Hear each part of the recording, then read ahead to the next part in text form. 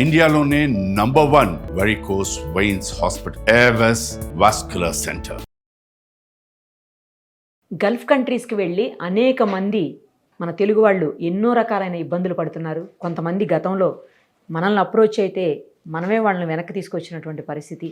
చాలా సందర్భాల్లో ప్రభుత్వాల దృష్టికి వెళ్ళినప్పుడు ప్రభుత్వాలు కూడా తీసుకొస్తూ ఉంటాయి. కానీ అందరూ తిరిగి వస్తారని నమ్మకం ఉండదు. లక్ ఉన్న వాళ్ళు తిరిగి వస్తారు, లేకపోతే అక్కడ బాధలు పడుతూనే ఉంటారు, లేదా అక్కడ చనిపోయిన వాళ్ళు కూడా చాలా సందర్భాల్లో ఉంటారు. అలాగే ఈ మధ్యకాలంలో కావ్య అనే ఒక అమ్మాయి ఒమన్ దేశంలో ఇరుక్కుపోయిందని చెప్పి వాళ్ళు మనల్ని కాంటాక్ట్ చేశారు. అప్పుడు మనం మాట్లాడాం ఏజెంట్తో కూడా. అయితే కొంచెం టైం ఇవ్వండి, నేను పంపించేస్తాను అమ్మాయిని అని చెప్పింది. బట్ మరి ఆ తర్వాత ఆ అమ్మాయి అనుకోకుండా ఎంబసీకి కాంటాక్ట్ చేయటం, ఎంబసీ నుంచి తిరిగి రావటం, మొత్తానికైతే రీచ్ అయిపోయింది హైదరాబాదు. తన మణుగూరుకి సంబంధించినటువంటి అమ్మాయి. ఆ అమ్మాయి ఇప్పుడు మన దగ్గరికి ఎందుకు వచ్చిందంటే, అసలు అక్కడ గల్ఫ్ దేశాల్లో ఎలాంటి ప్రాబ్లమ్స్ ఫేస్ చేస్తారు, ఎవరూ కూడా పోవద్దు, అక్కడకు పోతే ఎలాంటి ఇష్యూస్ని మీరు అక్కడ ఫేస్ చేయవలసి వస్తుంది అని చెప్పడం కోసం అమ్మాయి మన ముందుంది. ఇప్పుడు ఒకసారి తనతో మాట్లాడదాము. అలాగే గల్ఫ్ కంట్రీస్లో కొన్ని దారుణమైనటువంటి కండిషన్స్లో ఇరుక్కుపోయిన చాలామంది అమాయకులైన తెలుగు వాళ్ళని, అమ్మాయిల్ని, యువతలను, అలాగే పెద్దవాళ్ళని అందరినీ కూడా చివరికి చనిపోయిన తర్వాత ఆ శవాలను కూడా తీసుకొచ్చి రెస్క్యూ చేసిన వాళ్ళని సేఫ్గా వాళ్ళ ఇంటికి పంపించి ఆ బాడీస్ని వాళ్ళకి అప్పగించి ఎంతో సేవా కార్యక్రమాలు చేస్తున్నటువంటి మురళీధర్ రెడ్డి గారు కూడా ప్రస్తుతం మనతో పాటు ఉన్నారు. ఒకసారి వాళ్ళిద్దరితో మాట్లాడదాం. ఇద్దరికి నమస్తే అండి. అమ్మ, మీరు చాలా ప్రాబ్లమ్స్ ఉంటాయి అక్కడ, నేను చెప్పాలనుకుంటున్నాను సుమన్ టీవీ ద్వారా అందరికీ అని అన్నారు కదా, ఏంటి ప్రాబ్లమ్స్? అసలు మీరైతే ఎవరిని పోవద్దని సజెస్ట్ చేస్తారా? అసలు ఎవరిని వెళ్ళొద్దని చెప్తాను నేనైతే. ఎందుకంటే ఒక్కసారి అక్కడికి వెళ్ళామంటే ఇంకా వస్తామా రాదా అనేది తెలియదు మనకు, ఒక క్వశ్చన్ మార్క్ అనమాట. ఓకే. అక్కడికి వెళ్ళిన తర్వాత చాలా ప్రాబ్లమ్స్ ఉంటాయి. ఇక్కడ నుంచి ఏజెంట్ పంపించేటప్పుడు ఒక మాట చెప్తారు, అక్కడికి వెళ్ళిన తర్వాత జరిగే సిచ్యువేషన్ వేరేగా ఉంటుంది. మంచిగా జీతం వస్తుందని చెప్తారు, మంచిగా చూసుకుంటారని చెప్తారు. కానీ అక్కడికి వెళ్ళిన తర్వాత వాళ్ళు టార్చర్ పెడతారు, ఫుడ్ పెట్టుకుని ఇబ్బంది పెడతారు, చాలా ఇది చేస్తారు. ఇప్పుడు నా విషయంలో కూడా అదే జరిగింది. నేను వెళ్ళే ఇంట్లోకి ఇద్దరు మనుషులు ఉంటారు, చిన్న ఫ్యామిలీ, ఎవరు ఉండరు. నేను మంచిగా చూసుకుంటారని చెప్పి పంపించింది. నాకు హెల్త్ ప్రాబ్లం ఉంది, నేను వెళ్ళనని చెప్పినా సరే బలవంతంగా నేను పంపించింది. నీకు 30,000 వరకు శాలరీ వస్తుందని చెప్పింది. అంతా చెప్పి అంటే బలవంతంగా ఎందుకు పంపిస్తారు? మీరు కూడా కొంచెం సంపాదించుకోవాలి, అక్కడికి వెళ్తే ఎక్కువ డబ్బులు వస్తాయని ఆస్తోనే కదా అమ్మ వెళ్తారు. ఎక్కువ డబ్బులు వస్తాయని ఆస్తోనే వెళ్తాం మనం, కానీ ఆమె చెప్పే మాటలను బట్టే కదా మనం కూడా ముందుకు వెళ్ళగలుగుతాం. అంటే మీరు అప్రోచ్ అయ్యారా, ఆమె మిమ్మల్ని అప్రోచ్ అయిందా? ఆమె నన్ను అప్రోచ్ అయింది. పోతావా అక్కడికి అని చెప్పి ఆమె అడిగిందా? ఆమెది మా అమ్మమ్మ వాళ్ళ ఊరు. ఓకే. అమ్మమ్మ వాళ్ళ ఇంటికి దగ్గర అనమాట. అయితే మీ ప్రాబ్లమ్స్ చూసి, ఫైనాన్షియల్ కండిషన్స్ చూసి వాళ్ళే అప్రోచ్ అవుతారేమో, అంతేనా అండి మురళి గారు? అంతే అండి. అంటే వీళ్ళు కూడా వీళ్ళ ప్రాబ్లమ్స్ని తీసుకెళ్ళి అక్కడ పెట్టేస్తారు, మేము ఎట్లయినా పోవాలని చెప్పేసి. తన విషయంలో వేరే జరిగింది. కానీ అంటే నాకు ఫాదర్ లేరు మేడం, అమ్మ ఒక్కతే. ఎప్పుడన్నా హాలిడేస్కి మేము ఉండేది అసలు ఓషారుపేట. సో అమ్మమ్మ వాళ్ళ ఇంటికి అప్పుడప్పుడు వెళ్తుండేదాన్ని. అట్లా చూసేది నన్ను చూసి, నీకు ఫాదర్ లేరు కదా, బట్టల షాప్లో నేను వర్క్ చేసుకుంటూ ఉండేదాన్ని. అట్లా జీవమల్లో ఆఫర్ వచ్చింది, జీవమల్లో కూడా ఒక 3 months చేసా. కానీ అక్కడ ఏసీ పడకపోవటం వల్ల, జాండీస్ ఉండటం వల్ల నేను 3 months చేసి మానేశాను. ఇంకా ఆమె అది చూసి ఎందుకు అక్కడ ఇక్కడ చేసుకోవడం, నీకు హెల్త్ కండిషన్ బాగాలేదు కదా, నువ్వు అక్కడికి వెళ్తే నీకు ట్రీట్మెంట్ వాళ్ళే ఇప్పిస్తారు, జీతం మంచిగా వస్తుంది, అమ్మని కూడా మంచిగా చూసుకోవచ్చు అని చెప్పి పంపించింది. సరే అని నమ్మి అక్కడికి వెళ్ళిపోయాను నేను. అక్కడికి వెళ్ళేటప్పుడు కూడా మా పేరెంట్స్ ఫస్ట్ ఆపేశారు, మా అమ్మ ఆపేసింది వెళ్ళొద్దు అని చెప్పి, నీకు జాండీస్ ఉన్నాయి వెళ్ళొద్దని ఆపేస్తే, సరే నువ్వు వెళ్ళిపో ఫస్ట్, మీ అమ్మ వాళ్ళతో నేను మాట్లాడుకుంటానని వాళ్ళకు కూడా చెప్పకుండా నేను పంపించేస్తుంది. సరే మంచిదే కదా, అమ్మమ్మ వాళ్ళ ఊరే కదా అని చెప్పి నమ్మి నేను వెళ్ళిపోయాను. అక్కడికి వెళ్ళిపోయిన తర్వాత ఆ ఫ్యామిలీలో 7 మనుషులు, ఇల్లు కూడా చాలా పెద్దది. ఇద్దరే అని చెప్పింది కానీ 7 ఉన్నారు. 7 ఉన్నారు అక్కడ. ఓకే. చాలా పెద్ద ఇల్లు వాళ్ళది, 3 స్టైర్లు. డైలీ 3 స్టైర్లు క్లీన్ చేయాలి. నాకు వంట కూడా రాదని చెప్పాను నేను, కానీ అక్కడ అసలు ఇంకా అస్తమానం వంట చేస్తూనే ఉండాలి. వాళ్ళు ఏదో అడిగితే అది వండి పెడతా ఉండాలి. నాకు రాదని చెప్పాను, ఆయన కూడా వాళ్ళు వినిపించుకోలేదు. మీ ఏజెంట్ అన్నీ వచ్చని చెప్పి పంపించింది, నీ హెల్త్ గురించి కూడా ఏజెంట్ మాకు చెప్పలేదని చెప్పారు వాళ్ళు. అక్కడికి వెళ్ళిన ఒక 10 daysకే నాకు బాగా ఫీవర్ వచ్చింది. అసలు లేవలేని పరిస్థితి, జాండీస్ ఎక్కువైపోయింది. లేవలేని పరిస్థితిలో ఉన్నప్పుడు వాళ్ళు వచ్చి చూసారు, ఏమైంది ఏంటి అని అడిగితే, నాకు ఇట్లా జాండీస్ ఉన్నాయి, నాకు హెల్త్ బాగాలేదని నేను చెప్పినప్పుడు హాస్పిటల్లో తీసుకెళ్లారు. టెస్ట్లో అన్నీ చేయించిన తర్వాత జాండీస్ ఉన్నాయని వచ్చిన తర్వాత నేను చేయలేకపోతున్నాను మేడం, నా వల్ల కావట్లేదని చెప్పేసి 2 days అట్లానే పడుకుని పోయా, అసలు లేవలేకపోతున్నాను. ఇంకా వాళ్ళు కోపడ్డం, విసుక్కోవడం, ఫుడ్ పెట్టకుండా ఉండడం అట్లా ఇది చేశారు. సరే అని చెప్పేసి నేను ఏజెంట్కి కాల్ చేశాను, అక్క నా పరిస్థితి ఇట్లా ఉంది, నాకు అసలు హెల్త్ బాగుండట్లేదు, నేను చేసుకోలేకపోతున్నాను, ఏదో ఒకటి చెయ్యి వెళ్ళే ముందు ఒక 3 months చేసుకో, నీకు హెల్త్ బాగోపోతే నేను రప్పించేస్తాను అని చెప్పి నాతో చెప్పింది మేడం. అక్కడికి వెళ్ళిన తర్వాత ఇట్లా బాగుండట్లేదని చెప్తే నువ్వేమైపోయినా నాకు సంబంధం లేదు, నేనైతే తీసుకురానని చెప్పేసి ఒక 3 months వెయిట్ చేయండి. సరే 3 months చూశాను. 3 months తర్వాత కూడా నేను మళ్ళీ కాల్ చేస్తే నాకు మళ్ళీ ఇంకా టైం కావాలి, నేను తీసుకురావాలంటే నా దగ్గర డబ్బులు లేవు, నేనేం చేయాలి, నాకు సంబంధం లేదని చెప్పి ఎప్పుడు కాల్ చేసినా నెంబర్ బ్లాక్ చేయడం, నెంబర్స్ మార్చడం అట్లా చేసేది. ఓకే, ఇప్పుడు అక్కడ మీరు ఫేస్ చేస్తున్న ప్రాబ్లం చెప్పారు. చాలామంది చాలా రకాల ప్రాబ్లమ్స్ ఫేస్ చేస్తున్నారు, వద్దు పోవద్దు అంటున్నారు కదా మీరు. ఎలాంటి ప్రాబ్లమ్స్ ఫేస్ చేస్తారు అక్కడికి వెళ్తే, అవి చెప్పండి. వర్క్ ఎక్కువ చేయిస్తారు, రెస్ట్ అనేది ఇవ్వరు, ఫుడ్ కూడా పెట్టరు. ఫుడ్ మనం తీసుకోవడానికి వెళ్ళినా కూడా సీసీలో చూసి పని చేయకుండా ఫుడ్ ఎలా తింటున్నారని బాగా ఇబ్బంది పెడతారు. కొట్టడం, వాళ్ళకి నచ్చకపోతే కొడతారు. పని మనం ఎంత పని చేసినా పని చేయట్లేదని అంటారు. ఒక్క 5 minutes అట్లా కూర్చున్నా కూడా వాళ్ళు అసలు యాక్సెప్ట్ చేయరు. వీళ్ళ టైమింగ్స్ అనేవి ఉండవు. జనరల్లీ మనం ఏదైనా పని చేస్తే 8 గంటలు, 1 గంట ఎక్స్ట్రా చేస్తాం. ఫోన్ రాను 1 గంట, మన టైమింగ్స్ ఉంటాయి. బట్ వీళ్ళు మార్నింగ్ 6 or 5:30 నుంచి స్టార్ట్ చేస్తారు. వాళ్ళ ఫెస్టివ్ సీజన్లో వీళ్ళు 2 దాకా పని చేయాలి మినిమం, రాత్రి 2. అయితే వాళ్ళకు కొన్ని ప్లేసెస్లో నచ్చలేదు పని అనుకున్నా కానీ అలా పోయి పని చేస్తున్నట్టు కనబడాలి, నిలబడాలి, అట్లా పోయి వాళ్ళు చూస్తే పని చేస్తున్నట్టుగా ఉండాలి అన్నట్టు.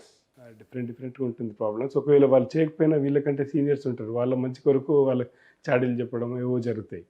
అంటే అందరికీ బాగలేదనట్లే, ఈ విధంగా పోయిన వాళ్ళు సంపాదిస్తున్నారు కానీ వాళ్ళు ఫిట్ మంచిగా పర్ఫెక్ట్గా ఉన్న ప్లేసెస్లో. దేశం లోపల వాళ్ళు అంత పెద్ద ధనికులేం కారు నాకు తెలిసినంత వరకు. మనలాంటి వాళ్ళు ఇక్కడ నుంచి అక్కడ తీసుకెళ్ళిన తర్వాత వాళ్ళు ఎవరు టీచర్ పోస్ట్ చేస్తారు, ఇంకెక్కడో చేస్తూ ఉంటారు. వాళ్ళు ఉండడం కాకుండా ఒక పిల్లులను కుక్కలను పెంచుతూ ఉంటారు. ప్రతిదీ లేకపోతే మళ్ళీ పిల్లలు కుక్కలు కూడా ఇప్పుడు మన ఇళ్ళలో ఎట్లా పెంచుతున్నారో వాళ్ళు ఇంకా డబ్బులు పెంచుతున్నారు. సో వాళ్ళకు అవన్నీ చేస్తూ ఉండాలి. వాళ్ళు డైరెక్ట్గా రిక్రూట్ కూడా చేసుకోరు, ఒక రిజిస్టర్డ్ ఏజెన్సీ నుంచి మంచిగా నీట్గా రిక్రూట్ చేసుకోవాలి. ఈమైగ్రేట్ సిస్టమ్ అని ఉంటుంది మన ప్రభుత్వం నుంచి. అది ఫాలో అవ్వకుండా మామూలుగా ఎవరో సెమీ ఏజెంట్ అంటే అతనికి రిజిస్ట్రేషన్ ఏమి ఉండదు, వాళ్ళ ద్వారా తీసుకుంటారు. వాళ్ళు అత్యాశకు అక్కడున్న లోకల్ ఎవరైనా ఉంటారు కదా, వాళ్ళ ద్వారా ఓనర్ని ఎవరిని సంప్రదించేసి స్పాన్సర్ని తీసుకెళ్తారు. ఈ అమ్మాయి విషయంలో ఆల్మోస్ట్ 1.5-2 లక్షల వాళ్ళకి పోయింది. ప్రూఫ్స్ కూడా చూపించేసిండ్రు వీళ్ళు. ఎవరికి? ఏజెంట్కి పోయింది. వీళ్ళ స్పాన్సర్ లేదు, నేను ఇంత గట్టిగా ఎందుకు అడుగుతున్నాను అంటే ఇక్కడ నీకు డబ్బు పే చేసిన అంటని చెప్పేసి అతను చెప్తాడు. అతనిది కూడా తప్పు ఉంది. అతను క్లియర్గా ఇండియన్ కాన్సులేట్ లోపల బైలాంగ్వేజ్ అగ్రిమెంట్ అనేది ఉంటుంది, అది చేయించుకోవాలి. మ్యూచువల్ అరబిక్లో, ఇంగ్లీష్లో అట్లా చేయించుకుంటే అది కరెక్ట్గా ఉంటుంది. డొమెస్టిక్ అవన్నీ ఎక్కడైతే అండి అగ్రిమెంట్లు అవన్నీ అయ్యేటి కావు. అండ్ వెళ్ళేటప్పుడు ఒక ఇన్సూరెన్స్ అనేది చేయించుకోవాలి వీళ్ళు, ప్రవాస్ భారతీయ బీమా యోజన. ప్రాక్టికల్గా అవన్నీ జరగవు అసలు. ఏజెంట్ వాళ్ళు ఇదేమి చెప్పరు మాకు. కేసెస్లో ఎక్కువ మంది ఎలాంటి ప్రాబ్లమ్స్ ఫేస్ చేశారండి? మీరు చాలా మంది రెస్క్యూ చేశారు కదా అక్కడి నుంచి.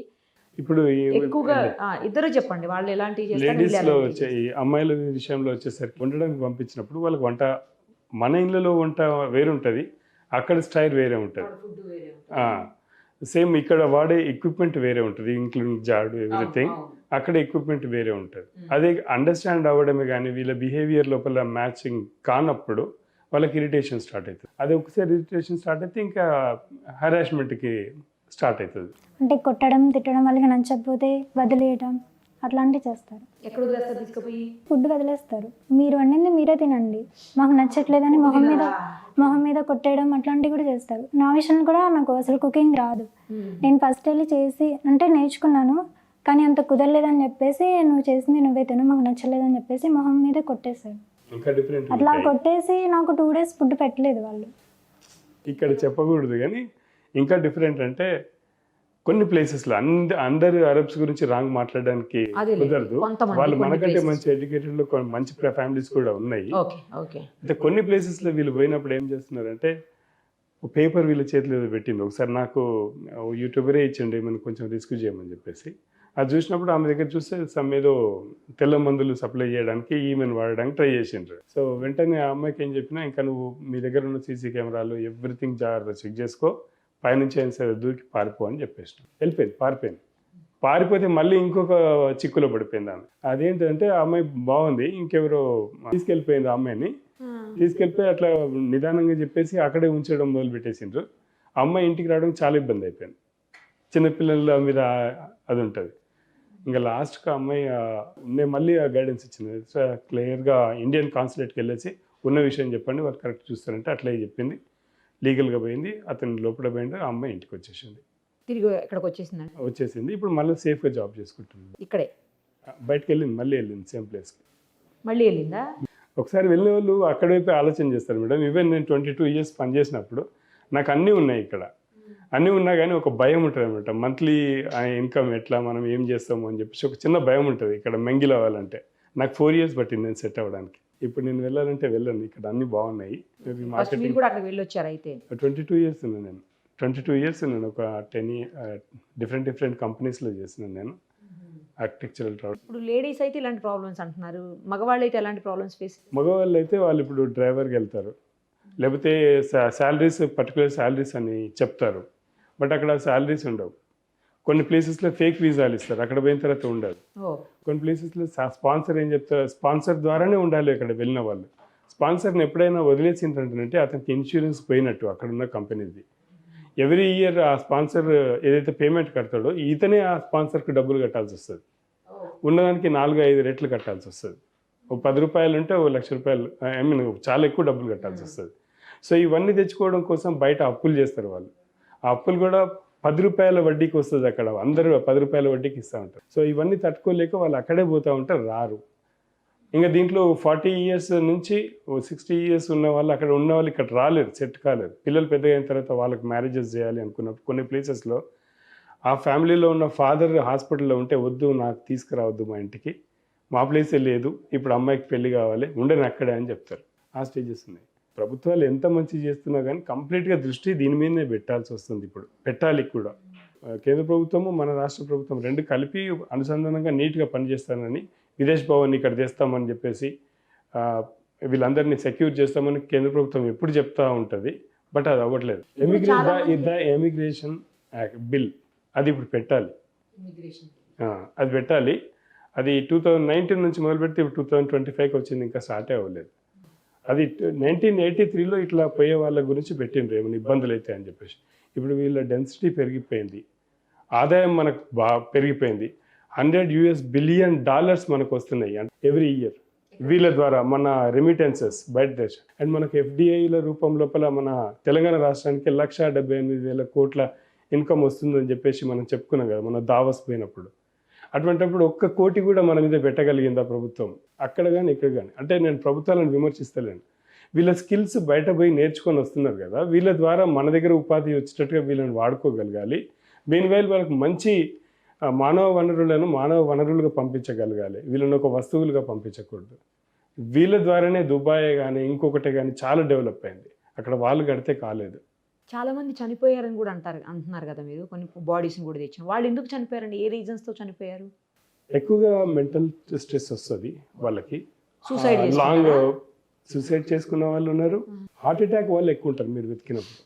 హెల్త్ ఇష్యూస్ వాళ్ళు ఏమన్నా చంపుతారా అండి? అట్లా ఏమైనా జరుగుతుండొచ్చు, అట్లా ఏమైనా చూసారా కేసెస్? అదే అవన్నీ కూడా బయటికి రానివ్వరు. మోస్ట్లీ బయటకు ఎందుకు రానివ్వరు అంటే దేశ ప్రతిష్ట అనేది చాలా ఇంపార్టెంట్. సో మోస్ట్లీ వాళ్ళు కూడా ఏం చేయరు మేడం, మన దగ్గర నుంచే ప్రాబ్లమ్స్. మన ఏజెంట్స్ మన జీతం ఎంత వస్తుందో తెలుస్తుంది, మన పరిస్థితి ఎంతో తెలుస్తుంది. ఈ అమ్మాయి ద్వారా నాకు ఒక 10 రూపాయలు వస్తున్నాయంటే, ఒకరిని పంపిస్తే నాకు 10,000 వచ్చేస్తాయి. నేను ఒక ఏజెంట్ దగ్గర పోతే 100 మందిని పంపించేస్తే నేను బాగుపడతా. ఒక సంవత్సరం వరకు నేను ఎక్కడ తిరగనవసరం లేదు. సో ఈ పని వల్ల ఎక్కువ డిస్టర్బెన్స్ వస్తుంది. సేమ్ టైం వీళ్ళ దగ్గరికి పోయేసరికి వీళ్ళు ముందు ఒక బ్యాకప్, అక్కడ పోయిన తర్వాత ఒక వారం రోజులు నేను పనిచేస్తా, 1 నెల రోజులు పనిచేస్తా, ఆ 1 నెల రోజుల అమౌంట్ నేను టికెట్కి పెట్టుకుంటాను అనే ఫీల్లో వీళ్ళు ఉండాలి. నాకు ఇది ప్లేస్ కాదు అని చెప్పేసి. ఎక్కడన్నా పోతే ఇప్పుడు ఇరాక్ లోపల 4 ఉన్నారు, అది ఇంకా డిస్క్లోజ్ చేయను. ఆ 4 ఒకే రూమ్లో చాలా జాగ్రత్తగా పెట్టిండ్రు. వాళ్ళు ఎంప్లాయ్మెంట్ వీసాలో కూడా పోలేరు. సో ఇప్పుడు వాళ్ళు వచ్చారనుకుంటున్నారా? ఒకేసారి ఇండియన్ కాన్సులేట్ చెప్పినా కానీ వాళ్ళు వీళ్ళకి ఫోన్ చేసినప్పుడు వీళ్ళు వాళ్ళని చిత్రహింసలు పెట్టడము, పెట్టడం ఏదైనా చేయొచ్చు. సో ఈ అమ్మాయి విషయంలో ఏం జరిగిందంటే, ఇట్లా జరగబోతుంది అని తెలిసి ఫస్ట్ ప్రవాస భారతీయ బీమా యోజన చేసింది మా ఏజెంట్స్ వారు చెప్పేసి, యాక్టివేట్ అయింది. దీనికి క్లెయిమ్ ఫార్మేట్ కూడా మేము ఫిల్అప్ చేసినాము. ఆ అమ్మాయితో సంతకం పెట్టించుకోండి. ఈమె బిలో పవర్టీ లెవెల్లో ఉన్నది కాబట్టి ICWF ఫండ్ అనేది ఈమెకి ఇచ్చేసి పంపించే ప్రయత్నం చేయండి. సో ఇప్పుడు మీరు వచ్చేటప్పుడు ఎలా వచ్చారు మరి? అక్కడి నుంచి ఎంబసీకి వెళ్ళిపోయారా? అక్కడి నుంచి ఎంబసీకి వెళ్ళిపోయాను మేడం. వెళ్ళిపోయిన తర్వాత ఎంబసీలో కొన్ని రోజులు ఉన్నాను. అయితే అమౌంట్ కట్టిన తర్వాతే పంపిస్తామని చెప్పేసి అన్నారు. అట్లా నేను అమౌంట్ కట్టుకున్నాను. అమౌంట్ కట్టుకున్న తర్వాత ఎంబసీ ద్వారా నేను ఇక్కడికి వచ్చాను. ఇప్పుడు ఏ జాబ్ చేసుకుంటున్నారేమో. లేదు మేడం, చూస్తున్నాను వర్క్. ప్రజెంట్ అయితే ఇంకా ఏం దొరకలేదు. ఇంకోటి ఏంటంటే డిగ్రీ కంప్లీట్ అయిపోయింది మేడం. ఆ అమౌంట్ కూడా నేను వేరే వాళ్ళ దగ్గర అప్పు చేయడం, లేకపోతే నేను వర్క్ చేశాను జీవి వాళ్ళు నాకు కొంత హెల్ప్ అనేది చేశారు. ఓన్లీ వాళ్ళే బెటర్. వాళ్ళు కొంత హెల్ప్ చేశారు, కొంత అప్పు అనేది హెల్ప్ చేశారు. చేశారు మేడం. యాక్చువల్లీ ఏపీఎన్ఆర్టీస్ ద్వారా నాగరాజు గారు బాగా చేశారు. సేమ్ టైం మా ఇద్దరి కోఆర్డినేషన్ వల్ల సపరేట్ కేర్ లైట్స్ వాళ్ళని కూడా పెట్టినాం అక్కడ. ఈ అమ్మాయిని లిఫ్ట్ చేయడానికి మాకు, ఎందుకంటే మీ ఇంట్లో నుంచి నేను తనని లిఫ్ట్ చేయాలంటే మీ సీసీ కెమెరాస్ చూడాలి, డిస్టెన్స్ రావాలి, టైం షెడ్యూల్ చూసుకోవాలి, ఎట్లా వస్తుంది బయటికి, ఆమె మిస్ అయితే ఎక్కడ, ఆ ట్యాక్సీ డ్రైవర్ పర్ఫెక్ట్ వాడైనా కాదా, ఇవన్నీ చూసుకోవాల్సి వస్తుంది. తనగా నాగరాజు గారికి మళ్ళీ కోఆర్డినేట్ అంటే పర్యవేక్షణ వచ్చేసి పురంధరేశ్వరి మేడం కూడా ఇన్వాల్వ్ అయింది తను రావడానికి. మొత్తానికి సేఫ్గా వచ్చారు. ఇంకా అలాంటి ప్రయత్నాలు చేయకండి. మంచిగా మీరు స్కూల్లో జాబ్ చేసుకోవచ్చు, టెలికాలర్స్గా, ఇలా చాలా జాబ్స్ ఉంటాయి. అదే శాలరీ వాటికి కూడా వస్తుంది. ఇక్కడ డిగ్రీ చదివారు కదా మీరు, నార్మల్ స్కూల్స్లో చేసుకోవచ్చు చక్కగా. తర్వాత టెలికాలర్స్గా చేసుకోవచ్చు, హాస్పిటల్స్లో రిసెప్షనిస్టులుగా చేసుకోవచ్చు, ఫ్రంట్ ఆఫీసుల్లో ఉంటాయి. ఇలాంటివి ట్రై చేయండి. తప్పకుండా చేస్తాను మేడం. దీంట్లో లాస్ట్ కంక్లూజన్, ధర్మపురి గారు దీనికి గ్రీవియన్స్ క్రియేట్ చేయించారు వాళ్ళ ఆఫీస్ నుంచి, అరవింద్ గారు. బట్ పర్షు వచ్చేసరికి అక్కడ ఇండియన్ కాన్సులేట్ నాగరాజు గారు మనం చేశాం మేడం. అవునండి, మీకు చాలా మంచి పని చేశారు. ఇప్పటికే మీరు చాలా వందలాది మందిని సేవ్ చేశారు.